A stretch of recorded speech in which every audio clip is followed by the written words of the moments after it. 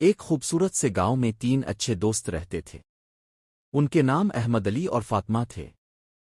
تینوں ایک ہی محلے میں رہتے، ایک ہی اسکول جاتے اور ایک دوسرے سے بہت محبت کرتے تھے۔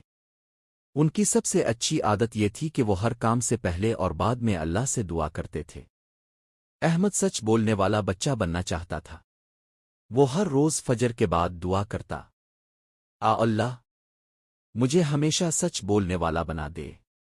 علی تھوڑا جلدی گھبرا جاتا تھا، اس لیے وہ اللہ سے صبر اور محنت مانگتا تھا۔ وہ کہتا، اللہ مجھے صبر کرنے والا اور محنتی بنا دے۔ فاطمہ کا دل بہت نرم تھا۔ وہ چاہتی تھی کہ سب اس سے خوش رہیں۔ وہ دعا کرتی، اللہ میرے دل کو نرم رکھ اور مجھے سب کے لیے اچھا بنا دے۔ ایک دن اسکول میں ایک نیا بچہ آیا۔ وہ بہت گھبرایا ہوا تھا اور اس سے ایک کتاب گر کر پھٹ گئی۔ کچھ بچے ہنسنے لگے۔ نیا بچہ رونے کے قریب تھا۔ احمد نے فوراً سچ بول دیا کہ کتاب غلطی سے گری تھی، بچے نے جان بوجھ کر کچھ نہیں کیا۔ علی نے صبر سے اس بچے کی کتاب سمیٹی اور اپنی کتاب اسے دے دی۔ فاطمہ نے نرمی سے اس بچے کے کندھے پر ہاتھ رکھا اور کہا، گھبراؤ نہیں، ہم تمہارے دوست ہیں۔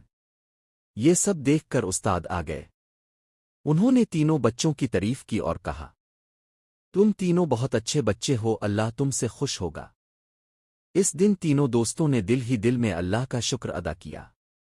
انہیں سمجھ آ گیا کہ دعا صرف مانگنے کا نام نہیں بلکہ اچھا بننے کا راستہ ہے۔ اس دن کے بعد وہ اور زیادہ دل لگا کر دعا کرنے لگے اور ہمیشہ اچھے کام کرنے کی کوشش کرتے رہے۔